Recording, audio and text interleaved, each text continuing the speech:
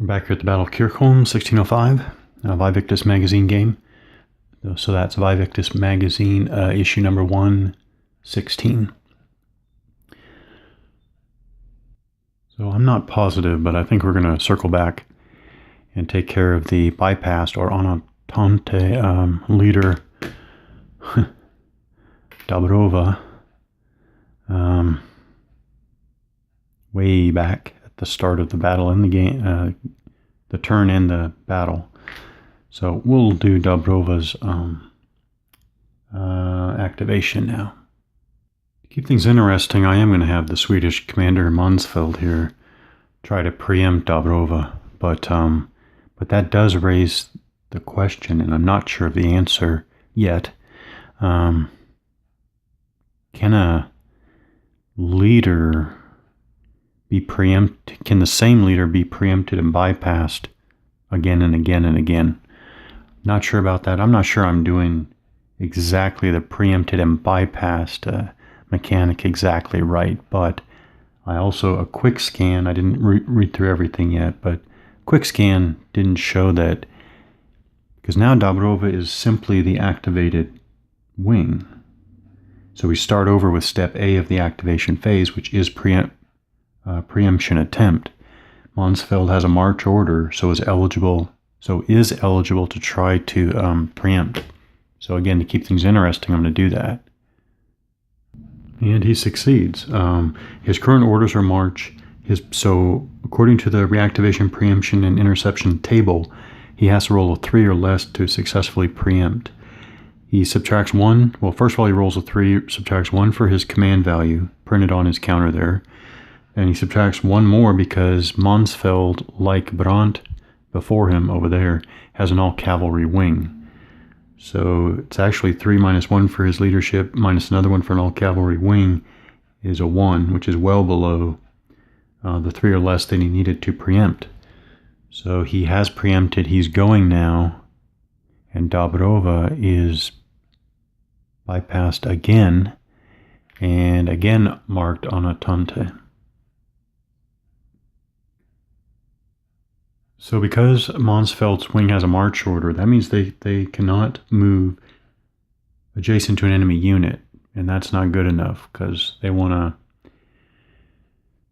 set themselves up for enemy contacts, making enemy contacts. So first thing Mansfeld is going to try to do is change his order.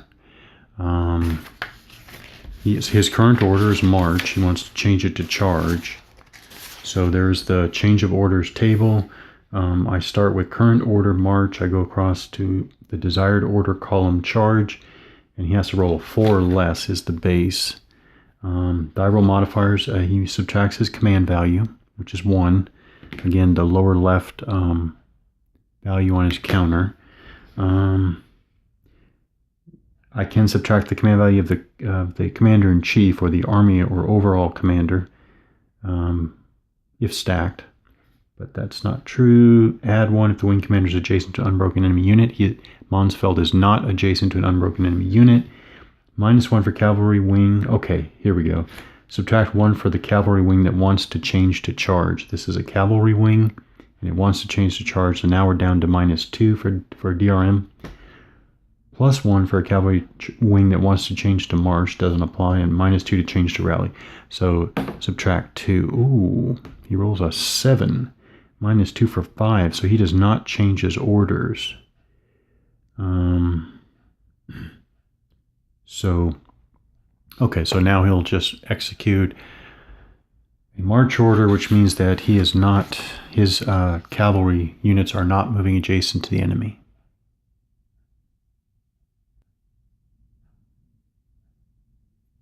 So for unit actions, Mansfeld and his 3 cavalry units move from here, wheeled right, and came online basically parallel to this low ground or ditch here. They have a march order. That's about all they're going to do. There is no melee. Oh, and what I was pointing out is in doing this, they did not activate any, obviously didn't activate any defensive fire, but they also didn't activate any reaction movement.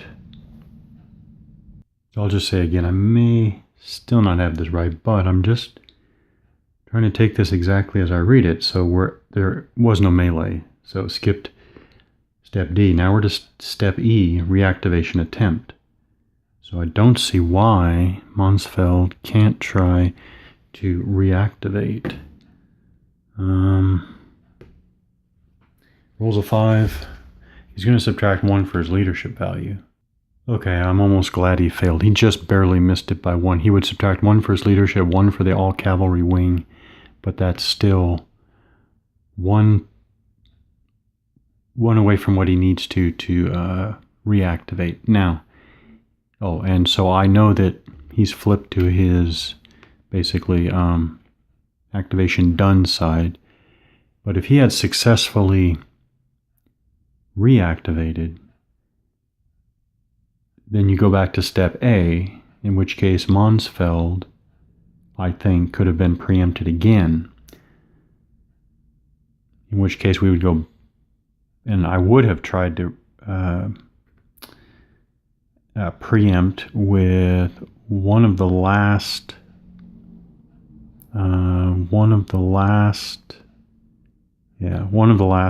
Polish-Lithuanian commanders, not the bypass leader, but another one. But anyways, that didn't happen. I'm not even sure if that's, again, the intent of how this is supposed to flow. But maybe it is. But Mansfeld is done. He failed his reactivation attempt. Now we go to step F, finally to step F, new activation. Now, here it's clearly you go back to the bypassed commander. So we're going to go back to Dobrova, and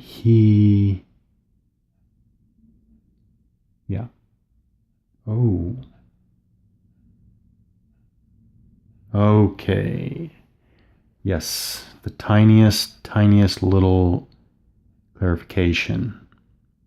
So, okay, so the bypass leader will never be, no, that's not right. No. All right, now I'm off in my own mind here. We are going to go to Dobrova, and it says go back up to step A, or B, not A. So Dobrova is definitely going now. He cannot be preempted. That's what I might have done wrong before. I don't know. Again, I trust that the rules are right. I think I just missed the tiniest signpost as I was going through here. But in any case, we're going back up to step B. We are picking up at the change of orders step of Dobrova's activation phase. Okay, so this is Dobrova, bypassed before. Remove the bypassed marker, and now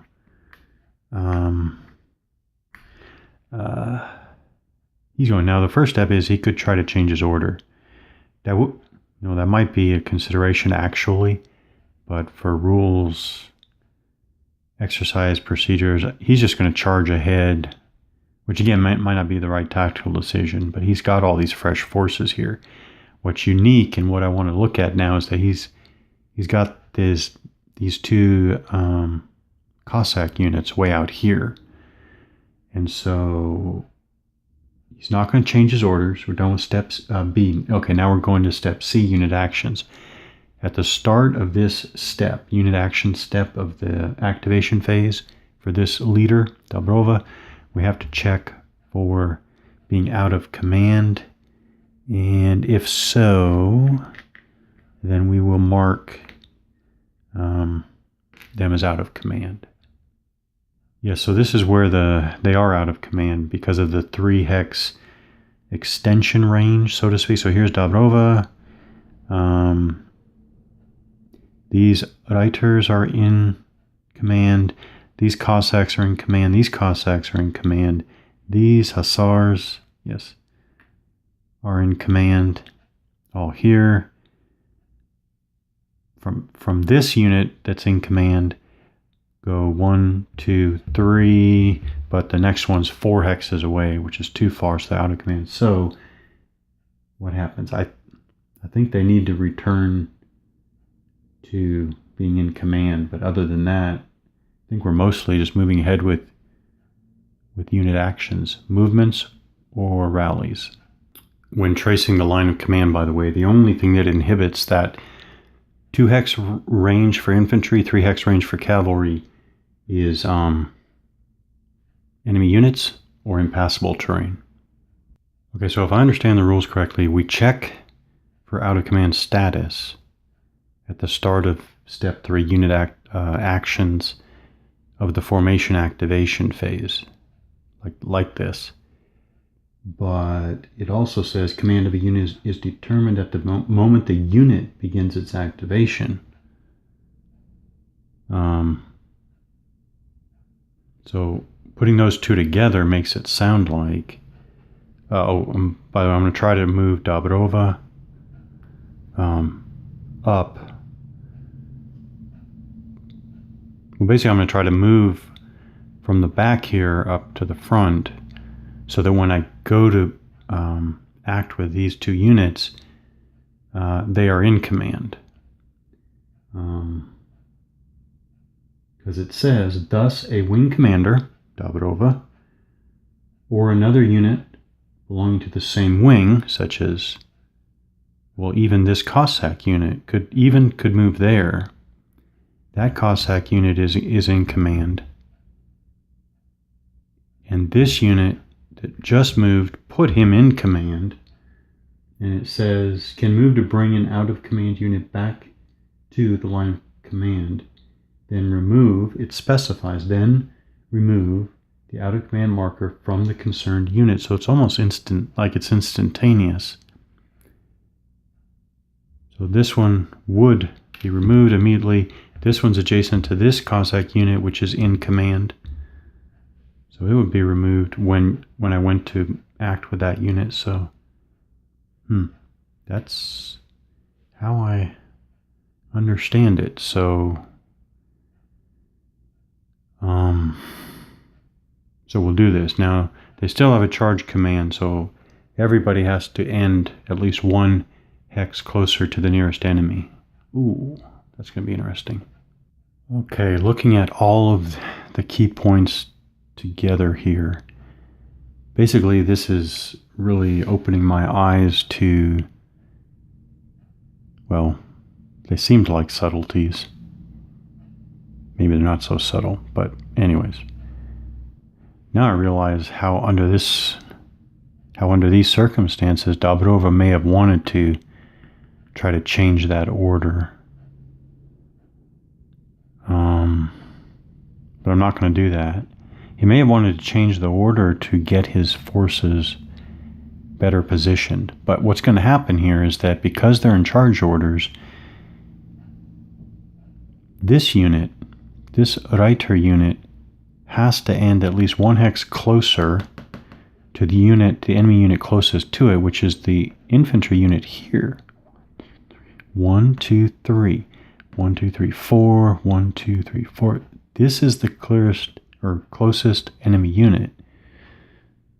So that Reiter basically has to go in that direction. For these two, their closest unit, well, for this one, the closest unit is this infantry here. This one is equidistant to both of these, so I guess it can choose.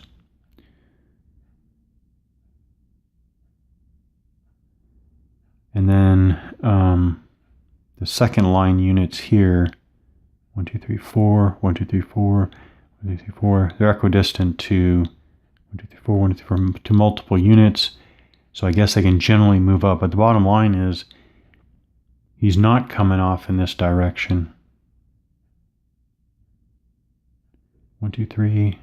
Okay, so to go in order, maybe. Oh, and the other thing about these units is that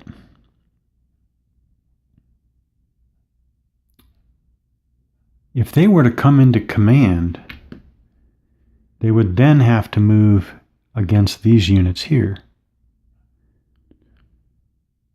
Oh, which actually wouldn't necessarily be disastrous, but if not, then they can move to get into command instead of following the charge order. So maybe another way of looking at it is that this, maybe it does matter how. Okay, let's go step by step. Ahmed here is 1, 2, 3, closest the unit. If he goes down into this low ground, okay, so I think going down doesn't cost any extra. But he just closed the distance. He was 3 hexes from the nearest enemy. Now he's 2 hexes to the nearest enemy. And he stops. And he satisfied his order.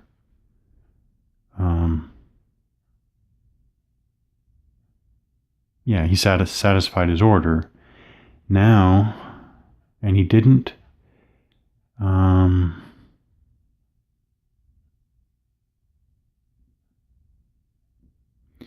He didn't generate any reaction fire for sure. But I guess. Ooh, Cossack units have a movement allowance of 10. Okay, I don't think I'm looking at what these Swedes can do. I guess they're not going to do anything. Nope, they can't do anything. Okay, I think they can't do anything. That's what I'm going with now. At this point, I guess, although there's nothing mandatory, but I think I'm going to... This unit is now in command. I'm about to act with this unit. So now he traces through Ahmed to the volunteers, Voluntari, to the wing commander. So it comes off immediately, as I understand it. And then cavalry, by the way, spend 1 per vertice, if I remember correctly. Phase change 1. And if I go 1, 2, again, as I understand it, he's satisfied. He's closed the distance to the nearest enemy. Now I'm going to act with this unit. It's the same case. He's tracing through units there. Facing change, and he's moving. He closed the distance 1 hex with the nearest enemy. A unit under charge orders must end its movement at least 1 hex closer to the enemy unit closest to it. If the enemy unit is in a frontal hex of an unbroken... Okay. Okay. And then I'll finish the rest of the wings movement. And so that's it for unit actions. I think I satisfied every mandatory movement to the minimum. So we'll go on. We're at the reactivation step, so reactivation attempt step. So Dobrova is actually going to try to reactivate so that he can at least change his order. Attempt to change his order. Of note, Dobrova can't be preempted at this point because all of the Swedish leaders in the front here are already activation complete. The other two in the second line back there are both under rally orders, and formations under rally orders cannot try to preempt. You can only preempt if you under a march or a charge order. All right, so Dobrova will try his reactivation attempt. So he subtracts 1 for his leadership and subtracts 1 for being an all-cavalry wing, but he rolls nowhere near what was required to reactivate, so he is complete. Okay, so this has nothing to do with good tactics, but the alternating activations... Wait, I guess it's not always alternating. The activation of wings continues until either all wing commanders are done or both players pass. There are more options for both sides here. Options are not exhausted, but for this playthrough rules exercise, I'm going to have both sides pass. So that ends the activation phase. So then we're going to go to the route phase. And finally, the end of turn phase. All right, so both sides, it looks to me like have routed units. So this is how we do the route phase. Each broken unit uses its normal movement allowance to move along the shortest path in hexes toward its edge of the map. It pays normally for changes in facing and must keep its back to the enemy. If the unit cannot carry out this movement or exits the map, it is eliminated and counts in victory conditions. Exiting the map costs 1 movement point. So I'm going to go ahead and do route movement. So the Swedish infantry just uses its normal movement, so that's front side movement, to move straight back towards the friendly map edge and keeping its back to the enemy. On the Polish-Lithuanian side, we have this Hussar unit here that was broken right here, and it easily 1, 2, 3, 4, 5, 6 moved off the map and is eliminated for game purposes. Now, of note, this Hussar unit belongs to Dobrova. So, when it was sitting here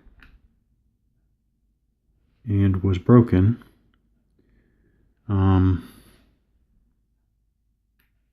it could not. It would have been smart to try to rally it during the formation activation phase as a unit action, but with charge orders, no units can attempt rally. No units can take a rally action.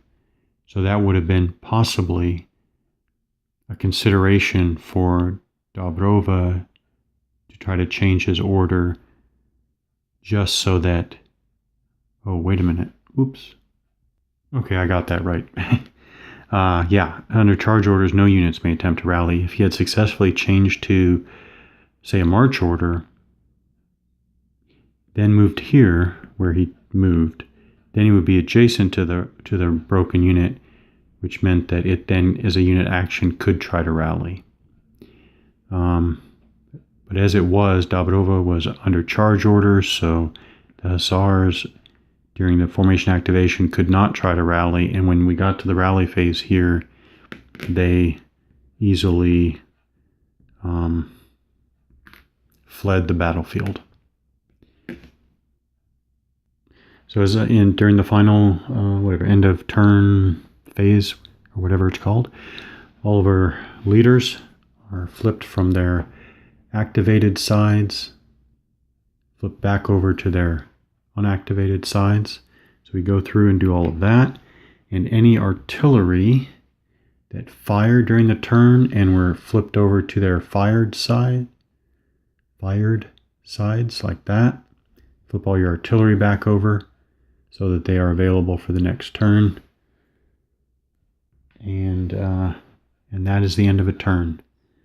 So that was a complete turn walkthrough with charges, reaction fire, reaction melees,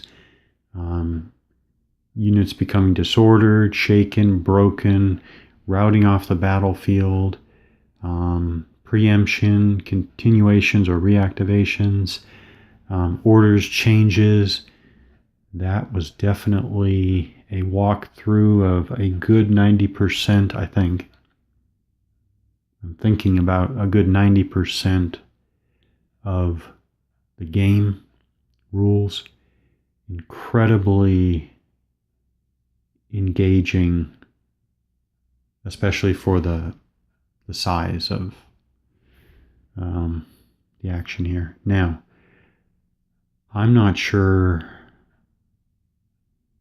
I may have missed some opportunities for some reaction movement, possibly.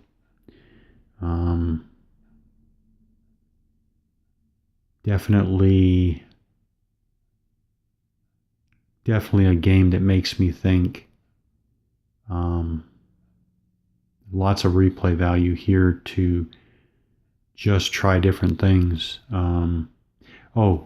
This is one thing that came to mind, specifically because of the design features of the game. It seems like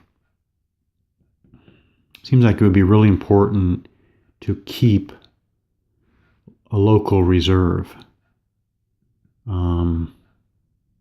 To keep local reserves.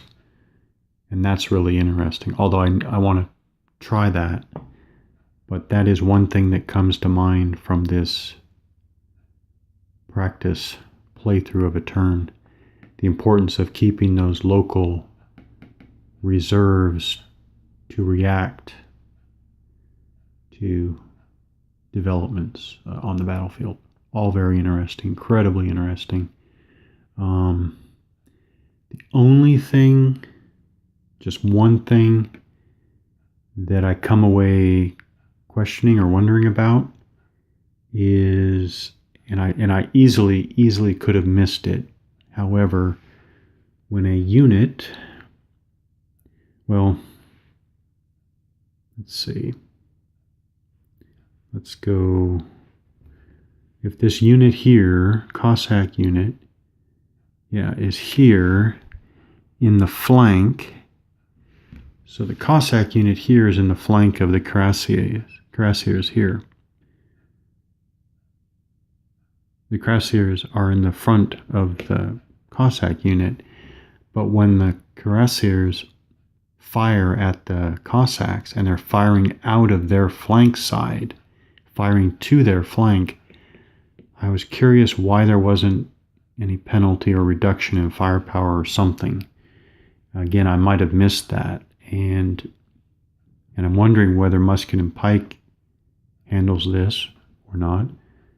And if musket and pike does handle a firepower reduction or penalty firing out to the flanks, and by the way, I'm not insisting that it should be this way. I'm just saying, if musket and pike does do that, was that one of the things cut out for this system to streamline it?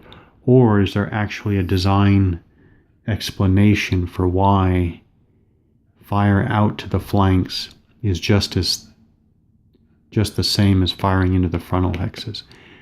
Most importantly, I will have to study the rules some more and see if I just didn't miss that.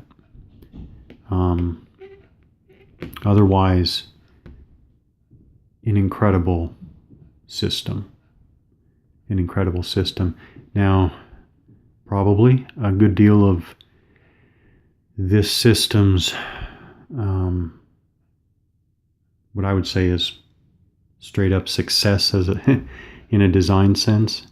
I'm sure a fair amount of credit goes to the musket and pike design and the designer of the musket and pike system. Okay, so this has been a basically extended example of play for Kircholm 1605, a battle from the AIR series or system, and a magazine game. Pretty incredible.